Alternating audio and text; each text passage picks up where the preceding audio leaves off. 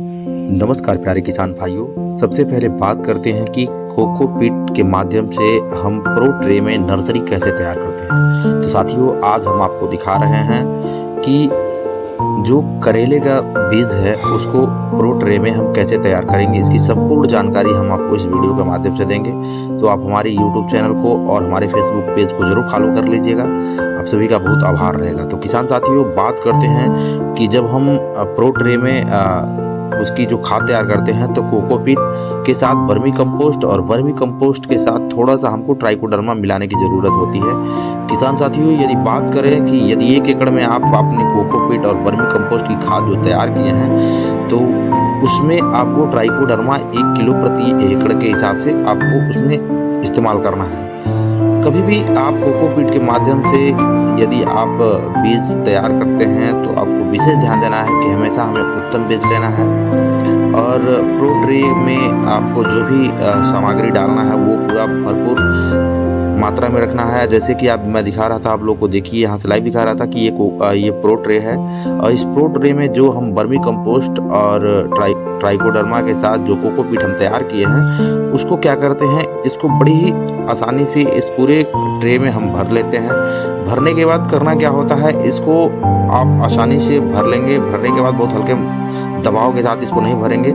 इसको जैसे यहाँ पे मैं भर के दिखा भी रहा हूँ और आप देखिए यहाँ से भर लेंगे। भरने के बाद उसको हल्की मात्रा में भरने के बाद उसमें क्या करेंगे, जो हम सीड रखे हैं ऑलरेडी, जो हाइब्रिड सीड हैं उनको लगाने के बाद इसमें हल्की से वहाँ पे जगह बनाने के बाद इसको लगा लेंगे। लगाने के बाद जो स्थान चयन करते हैं, जिन स्थान पे ये प्रो ट्रे रखते हैं, वहाँ विशेष ध्यान देना है कि शुरुआती दौर में जब हम इसको तैयार करते हैं तो उनको यहाँ लगाने के बाद कोशिश करेंगे उसके ऊपर कोई एक पतला लेयर हम बिछा देते हैं, जैसे पॉलीथीन या चट्टा अपने यहाँ लोग बोलते हैं। बिछाने के बाद उसको ढक देते हैं क्योंकि हल्के से उसको थोड़ा सा क्या होता है कि हीट करने की ज़रूरत होती है, जिस कारण से वो जल्दी जमा हो जाता है।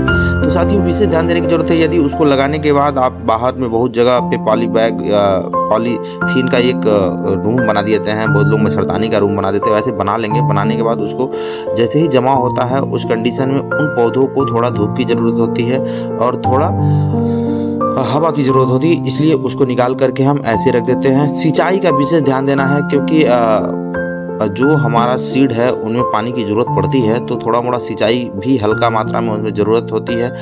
विशेष ध्यान देना है कि जब भी आप सीड तैयार करते हैं तो सीड तैयार करने के बाद यदि उनमें कोई फंगस की दिक्कत आती है तो किसान साथियों, मैं आपको बता दूं, फंगस की कंडीशन में आप मेटलाक्सिल प्लस मैंकोजेब का इस्तेमाल कर सकते हैं और वो मात्रा आप दुकानदार से पूछ लीजिएगा। दूसरी चीज़ की कीट के लिए यदि उस नर्सरी जो हम नर्सरी तैयार कर रहे हैं यदि उसमें कीट लग रहा है, उस कंडीशन में हम उसमें प्रोफेनोफास प्लस साइपरमेथ्रिन का इस्तेमाल कर सकते हैं, जिससे बहुत अच्छा रिजल्ट होगा। और ये 2 ml 1 लीटर में डालेंगे, गुड रिजल्ट मिलेगा आपको। तो किसान साथियों, ये था कि नर्सरी कैसे तैयार करेंगे और संपूर्ण जानकारी हम आपको दे रहे थे। यदि लगाने के बाद यदि पौधा हम जहाँ पे लगा रहे हैं, पौधा लगाने के बाद यदि पत्ती पीली पड़ रही है, उस कंडीशन में आपके यहाँ मार्केट में आसानी से टेबुकोनाजोल प्लस सल्फर मिल जाता है। इसका ये दोनों कॉम्बिनेशन एक साथ मिलता है, इन दोनों को एक साथ में इस्तेमाल करें, ये गुड रिजल्ट मिलेगा।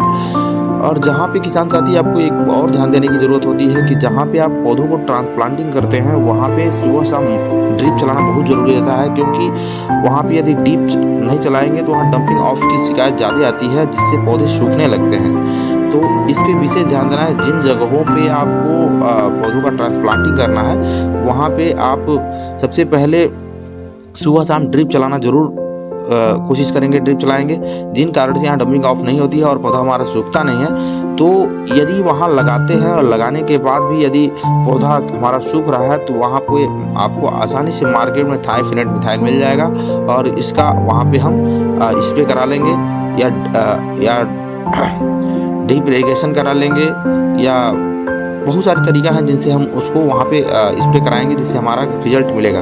तो किसान साथियों, आज मैं आपको संपूर्ण जानकारी दे रहा था कि जो करेले का हम नर्सरी तैयार कर रहे हैं उनसे हम ज़्यादा से ज़्यादा लाभ कमा सके। तो आप सभी किसान भाइयों को हमारे तरफ से गणतंत्र दिवस की हार्दिक शुभकामनाएं।